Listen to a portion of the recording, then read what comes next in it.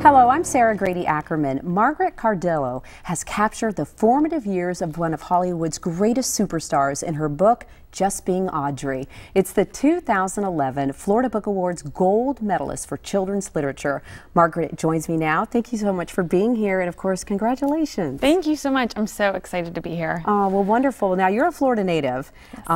And you're now working at University of Miami. That's right. So kind of talk to us about what it means to be recognized and honored by the Florida Book Awards. Yes, I'm at University of Miami. I'm a student and I teach an undergrad class. And to be recognized by the Florida Book Awards, it was like a dream come true to get the message. I got an email about it late at night one night while I was writing. Wow. Which really gave me a nice boost for my writing night. You couldn't go to sleep. But yeah, I mean, Florida, I was born and raised in Florida. I left for school and then for my first job, and now I'm back in Miami. I was born in Naples, went to high school, and now I'm in Miami in Coconut Grove, which is the oldest section of Miami. And I'm absolutely a Florida girl. I mean, my environment has just defined every part of my creativity, and I love everything about it. And I think it's it's a state of contrasts. We have beaches and inland. Florida are totally different than each other, and rich and poor and all different walks of life. And I love the small townness of where I'm from in Naples, and the history of the Grove, and then the Everglades in between. I feel like it's just. There's a lot of stories to be told. Yeah. Well, speaking of stories, one of the stories that you really wanted to share with Just Being Audrey, which I love the title, is about the life of Audrey Hepburn. How did you decide to write about her? And specifically, this book is geared towards children. Right. Well, Audrey Hepburn, I've kind of been in love with her ever since I was 10 years old. My mom introduced me to her through the movie Roman Holiday. I had to dress up for one of our school assignments. I had to dress up like a character from history and give a report on their life. And my mom said to do Audrey Hepburn, who I'd never heard of. And we watched Roman Holiday, and like it just started this, oh my gosh, forever and ever. I just wanted to be just like her. So I decided to, I became an editor, a children's book editor in New York, and I came up with the idea of a biography of her life. Her life is, it's really fascinating. She survived World War II in Holland, in Nazi-occupied Holland. And she kind of, rose up from that. They didn't have a lot of money, and she threw herself into, she wanted to be a ballerina. It didn't work out. She was too tall. But she rose up out of that and became an actress, and we all know her like amazing movie career. She's in some of Hollywood's best movies.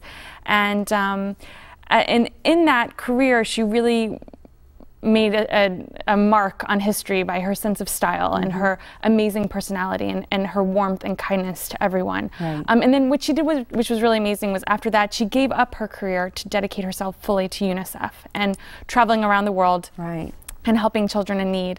And I think that's an amazing thing. She was one of the first people in Hollywood to do that. And what I loved about her was that she really used her fame for the right reasons. And she was one of the first people to really do that from Hollywood. And I thought that was an amazing story and a great lesson for children. Exactly. I was just going to ask you about the lesson. What are some of the messages that you are able to convey through her life story? Right. So I kind of came at it from that, like, look at this, what this famous person did with her fame to help others. And but in her life story, there's really great messages for children that I think are really important.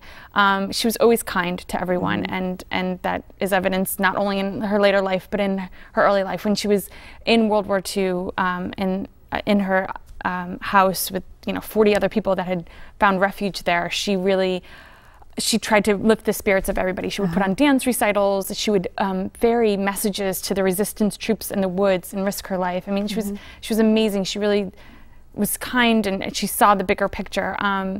And so the message of kindness kind of goes throughout the book. And the other message that I love that comes out of this is she was always herself, and that's where the title comes from. She could just be Audrey. She could just be herself.